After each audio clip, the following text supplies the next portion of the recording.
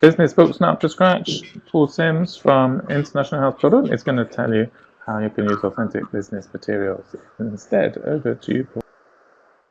Thank you, Neil. Hello from IH Toruń. My colleague was speaking earlier on, Glenn, and one of my other colleagues, Michael, is speaking later. So, three of us. It's cloudy here in Toruń, a little bit chilly, but quite nice.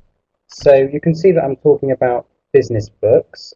Just to confirm, my main motivation behind this is not to say that business books are not something that you should use. I think absolutely they are very valuable, but I'm very, very enthusiastic about supplementing them or replacing them in some lessons with authentic material. So moving on to the first slide, a little very brief introduction about me. I'm currently a teacher at IH Toruń. I have around 3 years of teaching experience from the UK, Romania, Ukraine, and Poland. I have a passion for using authentic written materials in class, not just in my business lessons, but also in all of my lessons. I enjoy surfing the internet, which I think lends itself to this, as I like to find materials. I have a background in finance, so unusually in the TEFL industry. Well, actually, I think a number of people have had previous careers. I used to be a financial auditor, and I very much enjoy the connection between my current job as teaching English and what I used to do. And I have something of a personal interest in the subject. Just to very briefly confirm, I'm going to cover a number of different real-life case studies from different things, and I don't have any personal interest in any of these organizations. Switching on, so what are authentic materials? I really like this definition from Sam Shepard. I've never met him, but there's his link there. When people first think of authentic materials, they usually assume that we are talking about newspaper and magazine articles. However, the term can also encompass such things as songs, web pages, radio and TV broadcasts, films, leaflets, flyers, posters, indeed anything written in the target language and used unedited in the classroom. And I think this is an absolutely excellent definition. And if you are interested in this subject, I think this link is very valuable, by the way. Regarding what is business, I've taken definitions from the Cambridge Dictionary, that is the activity of buying and selling goods and services, and more simply, work you do for money. And I think this therefore lends itself to what are authentic business materials. Well, I think we can say that newspapers could be specific newspapers like the Financial Times or the Economist, or they could be the business and finance and money pages from virtually every mainstream English language newspaper. Alongside that, they could include TV broadcasts. I've used an interview with a company director from BAA with one of my business clients. Films, possibly. I've not done this myself, but I think maybe you could. Leaflets, flyers, and posters, definitely, but I haven't done this yet. But I think that there are materials out there that could be used. I guess the question is, why not just use a book? Sometimes the material can be a little bit shallow. I've taken an example of Market Leader, pages 20 and 21. So apologies if anyone particularly loves this book or is the author. And I think it can be a very valuable book, actually, and I've used some of it in my own lessons. But I've taken this example because it's about consumer goods companies, and they have an example, and the ultimate productive activity requires the person to write a summary of a sales training program.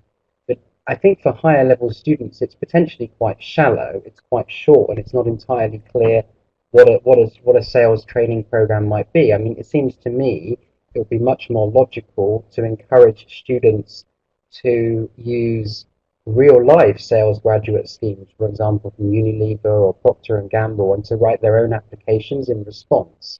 I think this would be a much more useful exercise, and also it ensures that the vocabulary is absolutely up to date if you use authentic materials, fast moving consumer goods, virtual working, and so on. The other problem is, of course, it can have, because it's quite shallow, it potentially assumes that students have quite a lot of knowledge about how they might go about answering it, and they may not do so. Sometimes business books can actually be insufficiently specialized. I'm going to go on and talk about an accounting technician student that we have here, but actually the type of material they want to get into is very specialized. It might involve vocabulary around tax and payroll, which you're not necessarily going to get in mainstream books. I recognize you can get this in specialized books, but if the student also wants general English, I think you're going to struggle to integrate a specialist book along with the general book, and it may be better to use authentic materials. Just moving on very quickly, sometimes there can be problems that it's not written by specialists. I take an example from Keynote Proficiency, which is also an excellent book, but it had an interview with an economist, which I was quite critical of, as was my business client, because it was making predictions which I think were quite abstract and perhaps suggested that it wasn't written by somebody with much knowledge in the field. I'll move on very quickly because I'm going to run out of time, and the more interesting part of this is further on, but you can see the other points I've got there. Regarding overcoming your fears, most teachers think they don't have time. I disagree. I think if you find the right material, you can do that, and students would be keen to go on. I'm going to skip this slide, actually. I may come back to it if there's time. This is the case study one. So this is my own business client, business student, and he is a managing director of a small to medium-sized enterprise. And I think it's fair to say that his underlying motivation is both personal and professional. He works for a multinational company, and so therefore regularly uses English at work and needs to use English in the context. I have an example here from The Economist, an article I covered called Companies in Poland Growing the Polish Apple. And actually this worked very, very well. I was able to set this up in a traditional CELTA style. I gave it to him for homework to read. We then covered some comprehension questions in the vocabulary, and we could then move on to a discussion question about why this particular business, which it covers post-in, had been successful. And some of you may have seen this in the UK. It's the one with the lockers where you can order Amazon products, and it's a famous Polish brand. But actually, it's one of only a few famous Polish brands that has been extremely successful overseas. And the article goes on at the end to discuss why there is no Polish Apple.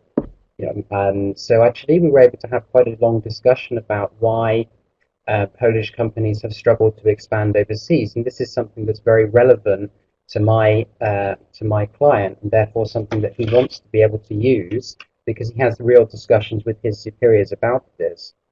Moving on. Another one of my colleagues, and one of the reasons why I'm doing this short seminar, also teaches a business client. She's not terribly familiar with a lot of the issues that can sometimes face these types of professionals. So I've given her some ideas and I've covered them here. Some of them are quite straightforward, writing a CV and covering letter, which is pretty standard activity in some books, but actually I think, again, you can make this more real by using a real job advertisement. And this is an up-to-date job advertisement from Indeed. And this person, our student, wrote a CV and covering letter in response to this advertisement. Of course, he didn't actually send it, but it's a real-life example, and we found it very, very useful. Similarly, he read the Accounting Technician International Prospectus pages and was able to explain to the teacher through a presentation style what current modules he's covered and what ones he's going to cover in the future. And I think this is particularly useful as these kinds of technical terms often don't translate very well between languages. So it's almost better if the student themselves does some background reading and then presents it to the teacher, rather than us try to pretend that we have expertise that we don't in practice. Very quickly moving on, because I'm conscious that I've got only a couple of minutes left according to the time. A third case study is an adult male who's in his 20s. He's a team leader for software development and very keen to this field. One of the activities that he has, my colleague has worked with him on, is doing company profiles of IT companies. So simply going on an IT company website and reading through the website and then presenting their opinions on the business concept to the teacher. And I think this can be quite an open-ended way to learn and a very good way of using real-life materials. I've just got one more example on there, Poland's stark electoral divide. The reason for including this is the book, The Outcomes Advanced, which by the way is also an excellent book, had an exercise where the student needed to present some data to the teacher. The problem, of course, being that somebody with a very high level in computer science may find a book aimed at a more general audience somewhat, shall we say, simplistic. And so instead, my colleague replaced this page with the link we've got at the bottom there with Poland's electoral divide. He went away and read this and presented it to the teacher using much more higher level language than in the textbook. So I think all of these examples show you how you can use authentic business materials in the lesson. I think a very quick closing remark would be that business textbooks are good, but they have limitations.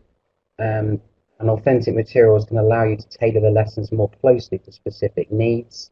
And actually, they can be creative after all. If you have any, I think I'm nearly out of time, but if you do have any further questions, I've got my email there, and be very welcome to receive questions from any of the current participants. Lovely. Thank you very much, Paul. Lots of really helpful ideas there about using authentic business materials in the classroom. And that brings us to our second break of the day. We're going to take, it's going to be just over 20 minutes now.